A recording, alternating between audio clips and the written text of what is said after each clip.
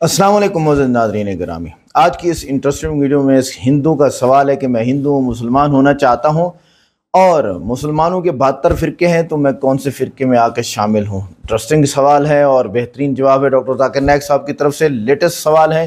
Video को like करें, channel को सब्सक्राइब करें और वीडियो को व्हाट्सएप पे ज़रूर शेयर करें और कमेंट करके बताएं वीडियो कैसी लगी। अस्सलाम वालेकुम। नॉन मुस्लिम भाई अगर हैं कोई हमारा। श्रावल BF जनरल सेक्रेटरी, मेरी कास्ट भील दरावड़ कबीले से मैं वाबस्ता हूँ।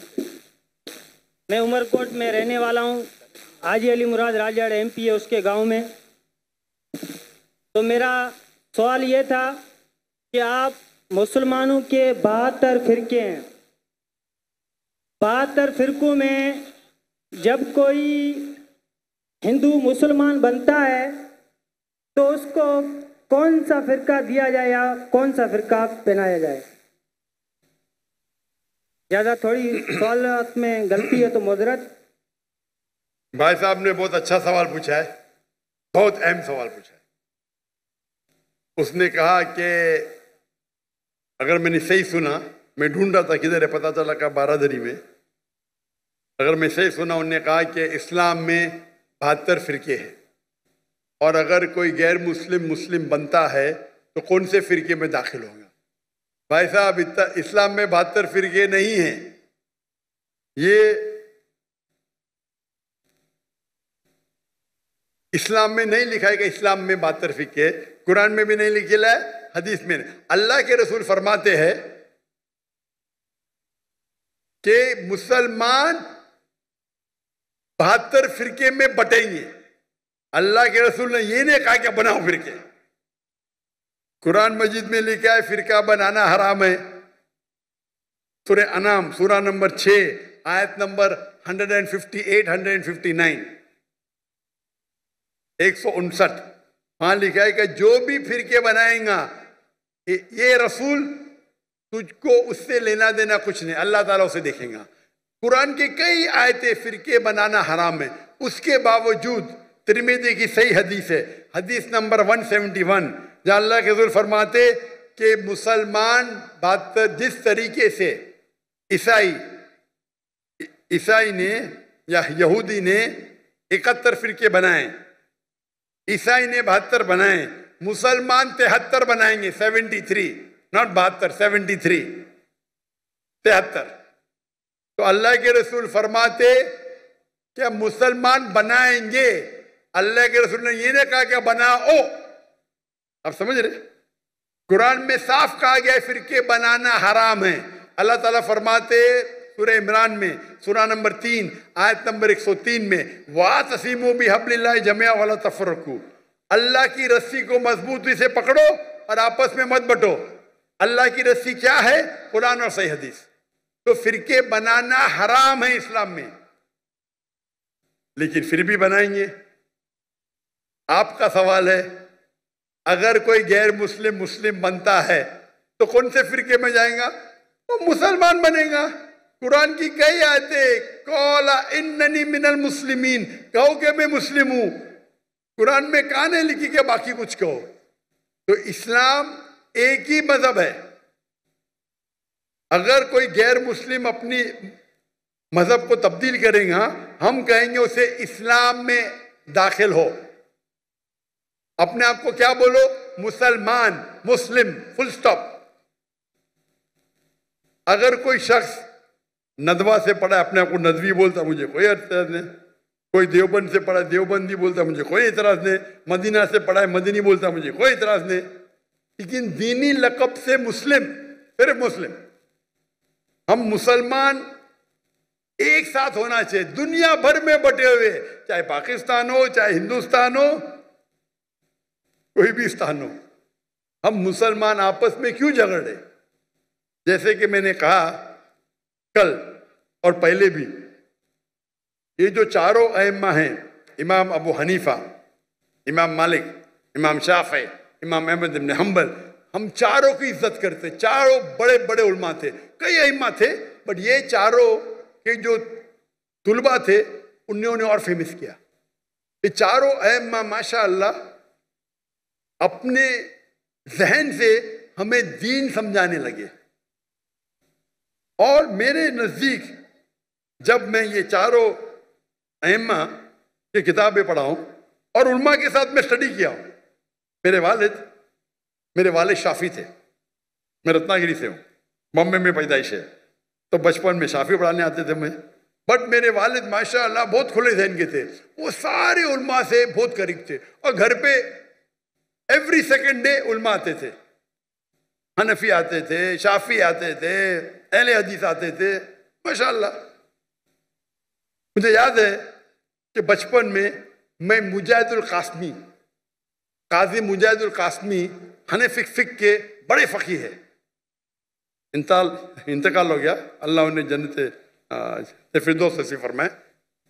तो पहली बार जो सीखा मैं हनफी मज़हब के बारे में वो थे काजी मुजाहिदुल कासमी के साथ। फिर अली मियां नदवी के साथ घर पे आते थे, मैं उनको मिलने जाता था जब वो मुंबई आते थे। भाई मौलाना पारेख है, ये सब लोग से ताल्लुक थे।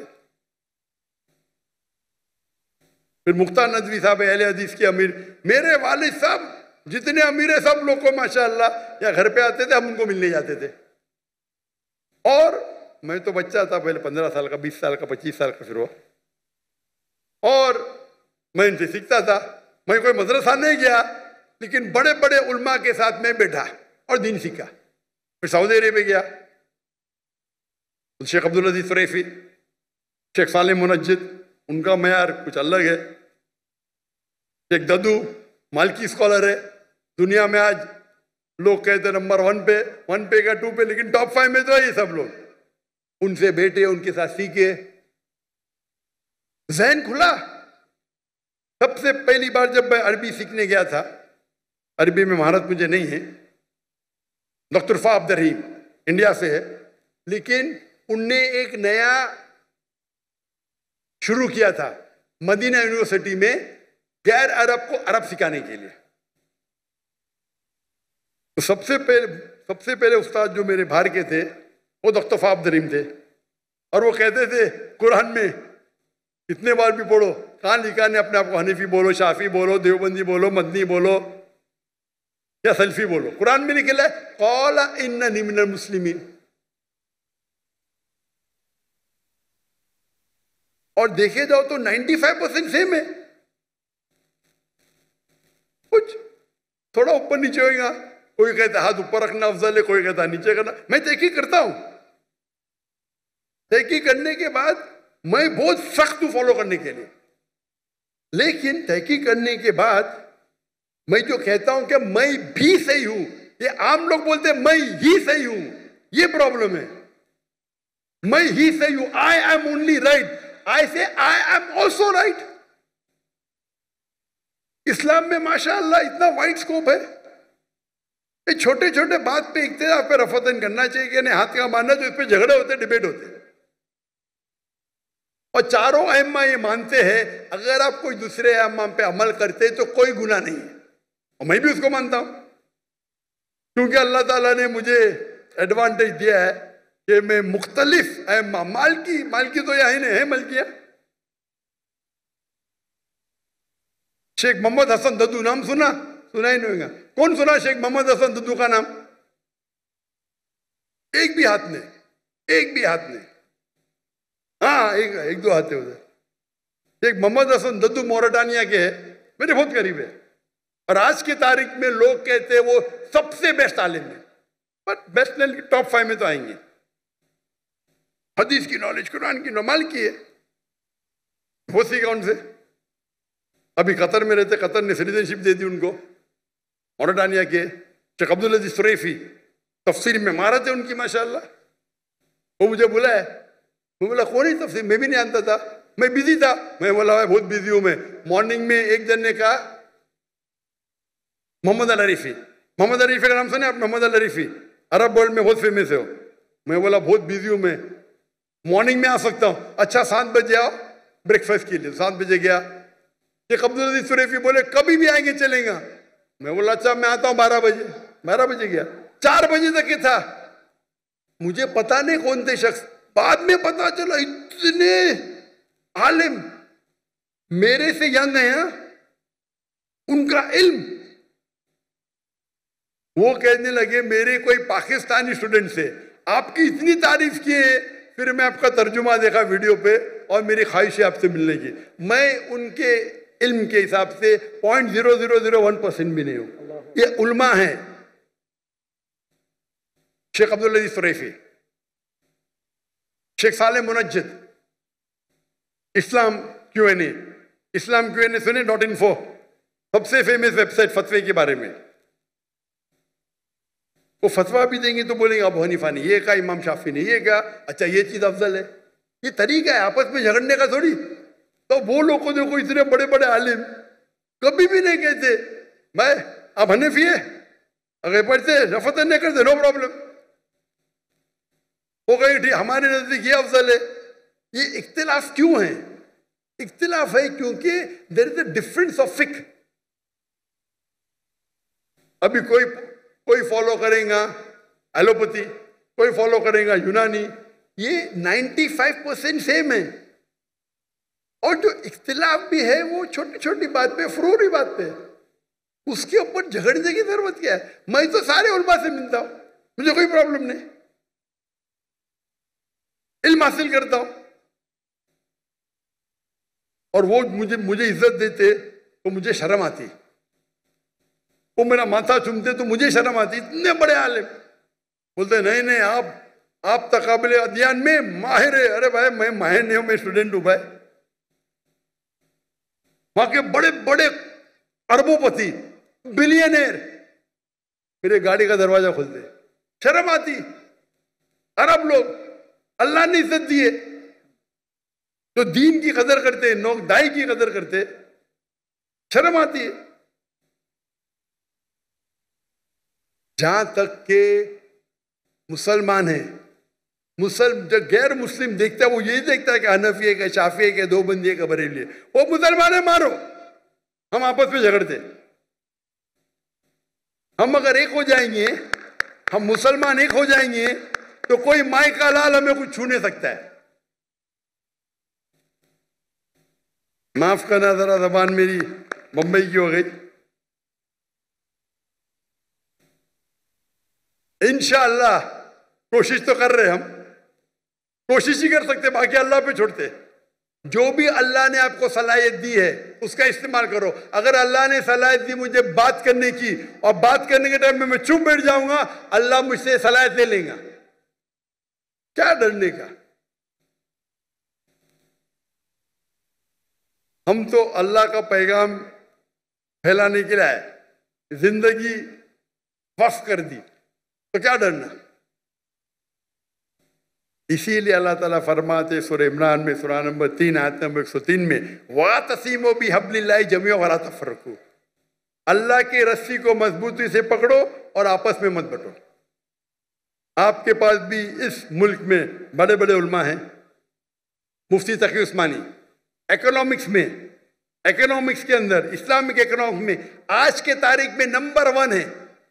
मुफ्ती तकी उस्मानी का नाम तो सुना होंगे आपने, जानते होंगे, लेकिन आज की तारीख में नंबर 1 है। और एक शख्स थे जो इंतकाल हो गया, उनका नाम है डॉक्टर हामिद हुसैन हसन। किसने डॉक्टर हामिद हुसैन का नाम सुना? थोड़े लोग नहीं सुना। आप पाकिस्तान में रह के डॉक्टर हामिद हुसैन का नाम नहीं सुना तो प्रॉब्लम है। आप डॉक्टर हामिद हुसैन इजिप्शियन है, मिस्री है, जो इस्लामाबाद में उनने इस्लामिक यूनिवर्सिटी कायम की। आपकी फैजल मस्जिद तो है, किसने बनाया? डॉक्टर हामिद हुसैन हसन इकोनॉमिक्स के माहिर है। शेख तकी उस्मानी, मुफ्ती तकी उस्मानी, अरब वर्ल्ड में शेख बोलते, इंडिया पाकिस्तान में मुफ्ती मौलाना बोलते, तो शेख अलग अलग लक़ब देते। ये दोनों माहिर है, फादर ऑफ इस्लामिक इकोनॉमिक्स। उनने 19 साल, वो कहते थे, मुझे काफ़ी करीब थे मेरे, अभी इंतकाल हो गया, 19 साल इस्लामाबाद में वो थे और बेनज़ीर भुट्टो से लैंड ली और $500 बिलियन कलेक्ट किया बाहर से और इस्लामिक यूनिवर्सिटी कायम की। तो जब मैं 1991 में आया था तो मैं बोला मैं जाके दिखूं से, तो वहाँ डॉक्टर अनीस अहमद रेक्टर थे। अभी इस्तिकबाल करने के लिए अभी के जो रेक्टर है डॉक्टर मोहम्मद इलियास, माशाअल्लाह, उनको मुलाकात हुई थी मेरी। तो आपके मुल्क में भी माशाअल्लाह स्कॉलर्स है, हम हमारे स्कॉलर्स की इज्जत नहीं करते। अगर हम उल्मा की इज्जत करेंगे, दाई की इज्जत करेंगे, इंशाअल्लाह अल्लाह ताला आपका भी औहदा बढ़ाएगा। और मेरी हमेशा ख्वाहिश है कि स्कॉलर्स को मिलना। तो 1991 में मैं आया था डॉक्टर ईसार अहमद को मिलने, और मिलके मेरी जिंदगी बदल गई। एक शेख दीदात थे, दूसरा डॉक्टर ईसार अहमद थे, और मेरा शौक है उल्मा से मिलना। तो जहां भी जाता हूं उल्मा से मिलता हूं। उल्मा से मिल के अल्लाह ने थोड़ी सी नॉलेज मुझे भी दे दी। लेकिन मैं मुख्तलिफ उल्मा से मिला, मुख्तलिफ, हनफी, शाफी, हम्बली, मलकी, सलफी, अहले हदीस, माशाअल्लाह।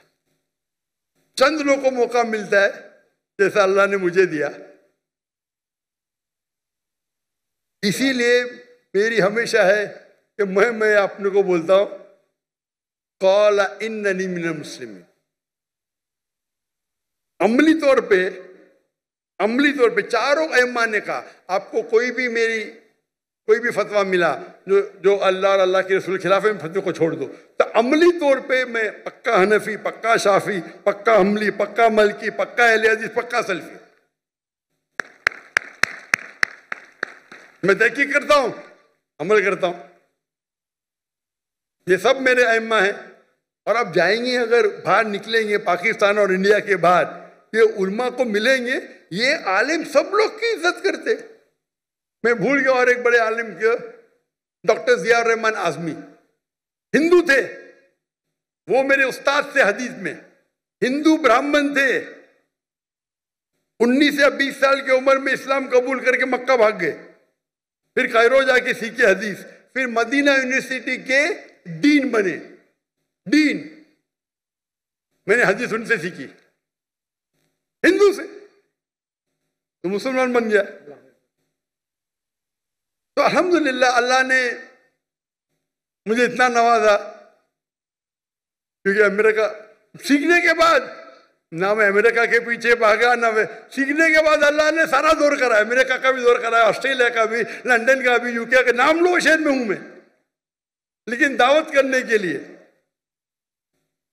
तो जो भाई साहब का सवाल था कि अगर कोई गैर मुसलमान बनता है, उसे कहना चाहिए मुस्लिम बनो, अल्लाह और अल्लाह के रसूल की बात मानो, कुरान मजीद पे अमल करो और सही हदीस पे अमल करो, और अपने आप को मुस्लिम कहो। इंशाअल्लाह अल्लाह ताला आपको आखिरत में जन्नत में लेके जाएंगे। और दुआ है कि हम पाकिस्तानी भाई, हिंदुस्तानी भाई, जितने भी मुसलमान हैं और बहनों, अल्लाह की रस्सी को मजबूती से पकड़े। क्योंकि उर्दू में तकरीर कर रहा हूं तो पाकिस्तानियों और हिंदुस्तानी, थोड़े बांग्लादेशी को भी उर्दू आती है। अल्लाह की रस्सी को मजबूती से पकड़िए। आपस में जो इख्तिलाफ है उसे छोड़ दो। कोई पत्थर फेंकता है, अपने आप को इतना ऊंचा करो कि पत्थर आप पे नहीं पहुंचे। मैं कभी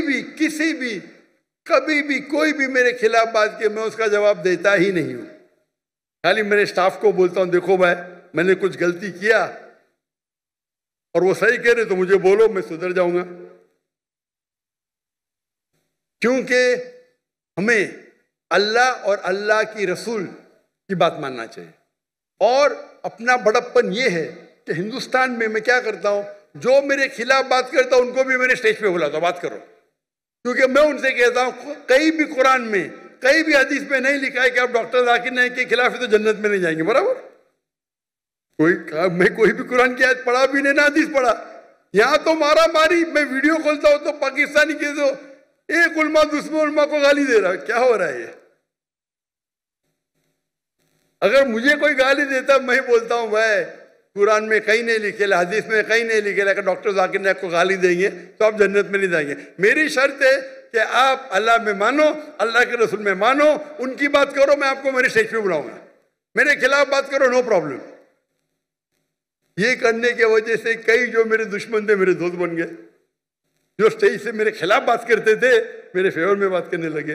जब मुझे हिजरत करने पड़ा तो अल्हम्दुलिल्लाह सारे, अक्सर 95% जितने इदारे हैं, जितने उलमा हैं, सब लोग ने सपोर्ट किया। बोला जाकिर नाइक के साथ हमारा इख्तिलाफ होगा अलग बात है, लेकिन हम वो टेररिस्ट नहीं है, वो तकाबुल अध्ययन के इसमें माहिर है। मैंने कहता हूं, हमारी नो कहते। तो ये आप मोहब्बत फैलाओ और आपस पहला ही पूछेंगे भाई कौन से फिरके गए आप, और फिरके के अंदर फिरके, फिरके में फिरके, फिरके में फिरके, खत्म ही नहीं होगा। हमारा सिर्फ एक ही दीन है, इस्लाम, एक ही अल्लाह सुब्हानहू व तआला, आखिरी नबी एक ही मोहम्मद सल्लल्लाहु अलैहि वसल्लम। हम जुड़ के रहे, आपस में मोहब्बत से रहे, इंशाअल्लाह इंशाअल्लाह हम मुसलमान जो अल्लाह की आयत कुंतुम खैरा उम्मतन उखरिजत लिन्नास, अल्लाह ताला कहते हैं हम सबसे बेहतरीन कौम है सारी उम्मत में। लग रहा तो नहीं है? इंशाअल्लाह अगर कुरान की रस्सी को पकड़ेंगे, इंशाअल्लाह हम सबसे बेहतरीन कौम होंगे, जिस तरीके से हमारे साहबाज थे अल्लाह के रसूल। तो नाज़रीन इकरामी, ये थी डॉक्टर जाकिर नाइक साहब की वीडियो, जिसमें डॉक्टर साहब ने कहा कि मैं फ़िक़्ह, हनफी, मालिकी, शाफ़ी, अहले हदीस सबको मैं मानता हूँ, जो कि एक ख्वाहिश का दीन बनता है। देखें, हम यहाँ पर फ़िक़्ह हनफी में पढ़ते हैं कि ख्वाहिश का दीन नहीं होगा। जब आप हनफी हैं तो फ़िक़्ह हनफी को ही फॉलो करेंगे, जब आप शाफ़ी हैं तो शाफ़ी को ही फॉलो करेंगे, इल्ला बहुत बड़ी मजबूरी में किया जाता है।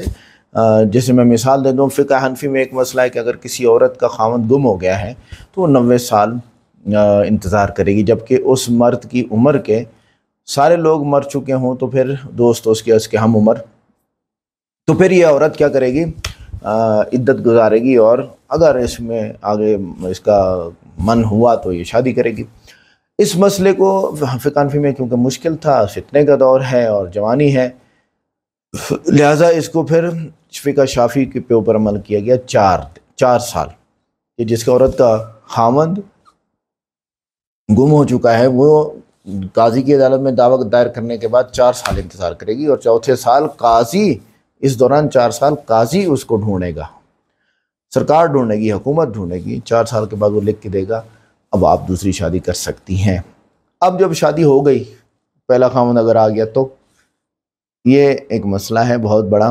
तो उसमें जो है वो पहले के पास ये वापस जाएगी। मसला फ़िक़्ह हनफी का यही है कि पहले ख़ावंद के पास जाएगी, दूसरे का जो निकाह था वो ऑटोमेटिकली बातिल हो जाएगा, और जो बच्चे हैं वो हिसाब से अपना रहेंगे, और वो औरत दूसरी जगह पे शादी कर लेगी। अच्छा, तो ख्वाहिश का दिन। अब जब रसूलुल्लाह सल्लल्लाहु अलैहि वसल्लम ने हाथ बांधे नाफ से नीचे और फरमाया कि अलैकुम बिसुन्नती व सुन्नतुल खुलफाए राशिदीन, मेरे खुलफा की इताअत करो, तो हज़रत अली फरमाते सुन्नत यह है कि नाफ से नीचे हाथ बांधा जाए। तो जो आदमी नाफ से नीचे हाथ नहीं बांध रहा, वो 2 हदीसों को ठुकरा रहा है, और जो नाफ से ऊपर बांध रहा है वो एक हदीस पे अमल कर रहा है, एक को ठुकरा रहा है। तो ये, और जो हाथ नाफ से नीचे बांध रहा है वो 2 हदीसों को मान रहा है। तो फ़िक़्ह हनफी इसलिए औला है, बेहतर है। बहुत सारी चीज़ें हैं, अब आपको मैं क्या बताऊँ। डॉक्टर साहब को एक बनना पड़ेगा, अपनी ख्वाहिश के मुताबिक दीन नहीं होता है, ठीक है। और इसमें बहुत लंबी बहसें मैं अभी करता नहीं हूँ। मिलते हैं नेक्स्ट वीडियो में। अस्सलाम वालेकुम।